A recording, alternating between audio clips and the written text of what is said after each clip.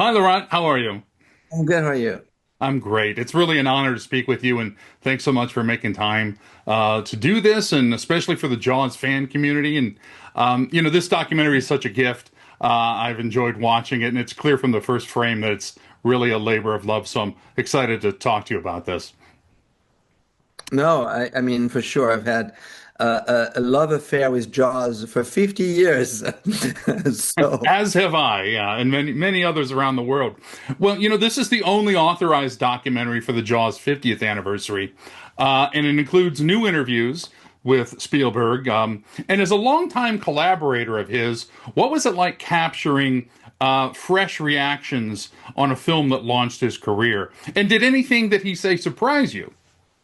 well, each time I sit across from Steven or talk to him, he surprises me. So, his generosity of spirit and is infectious, but also inspiring. So I knew I was going to get something spectacular from him, but my goal was really to present a complete different, fresh approach to the experience of Jaws and to summarize it, it was kind of like the human angle, you know, what this film and the making of it has meant to him, particularly in view of how difficult it was, because young generations constantly, I think, are bombarded with content, and I don't know that anyone still realizes how hard it is to make a film, particularly in those days. So to see the success story that Stephen became, but you know how hard and it was to make it, that he felt it could destroy him, or halt his career. Uh, is nothing short of important, I think, and relatable. And so my goal was to kind of humanize this experience in a sense, and in the same way that I experienced Stephen himself when I talked to him, the humanity inside the story of Jaws is obvious, but now I hope I've brought that edge to it through my own film. When you're making a documentary like this, or maybe specifically this one, what's your guiding principle to get what do you want to get right for the fans, and do you cater this to existing fans or maybe new people to learning about Jaws for the first time? How do you strike that balance? So that's a great question. I mean, I'm sometimes a little afraid of the fans because they're experts, and I'm not. I wouldn't say that I'm a fan. I'm an appreciator, which I think is a total different thing. I'm not necessarily looking to check all the boxes. I'm looking at things that interest me as a filmmaker that I hope will interest other people. But I have to come from my own creativity and guts to really tell a story. So I would say my ultimate goal when I make a film is to really make it for those people who know nothing about that story, because because that's the most generous way of making movies. If you assume that everybody knows what this is, you may really fail, and or may really just circle a very, very small core audience. And I think the secret to longevity, as a storyteller, but also in this case as Jaws, is to really open it up to the people who may not know what that is, and then entice them, inspire them to want to watch Jaws or to learn more through other things. Books been written about Jaws and about Stephen and so on. So really, there's nothing more exciting than when you go to a museum and you see little kids getting teared up watching the Mona Lisa, or when you go to Italy and you go to the Sistine Chapel. I want to do that with my films. I want people who may not even understand film to be moved by a story of survival, which is what the story of Jaws is. Well, you made the original making of Jaws in 1995. How is this different or a different approach? And does it feel like maybe it's a full circle thing? Well, it's definitely a full circle thing, and I don't know if it's the beginning or the end.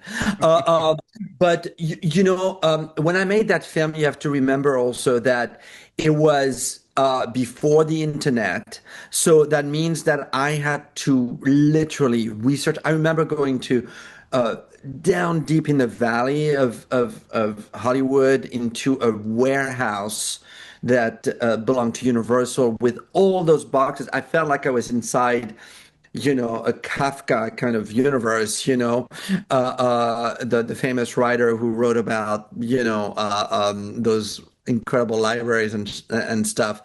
Anyways, I'm not expressing myself well. Sorry, I'm a little. Oh, this is great. Anyways, there's an incredible universe and pulling out memos and literally having to retrace the history of Jaws on my own through actual paper. And then there was Stephen's archives were very well organized, and a lot of people were still around from the film, including Roy Scheider and Richard Zanuck, who became a great friend of mine. And I made a film about him a few years later, and Susan Baccalini and so on. But my approach was maybe more encyclopedic, than emotional. And albeit I'm proud of it because it was the first time that people are really reflected back on the film since they had made it. So that was kind of extraordinary. But I think this film is a real movie. I feel like this is a real emotional drama. It has suspense, it has expectations, it has ups and downs, it has a strong opening, a strong closing, it is very structured. So I feel like I'm telling a bit of a fairy tale, with some really scary stuff in it.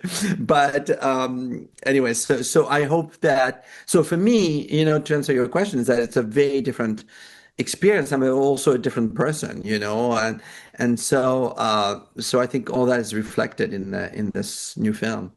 Now, you brought in a real dream team of filmmakers to comment in the documentary: Lucas, Del Toro, Peele, Zemeckis, so on.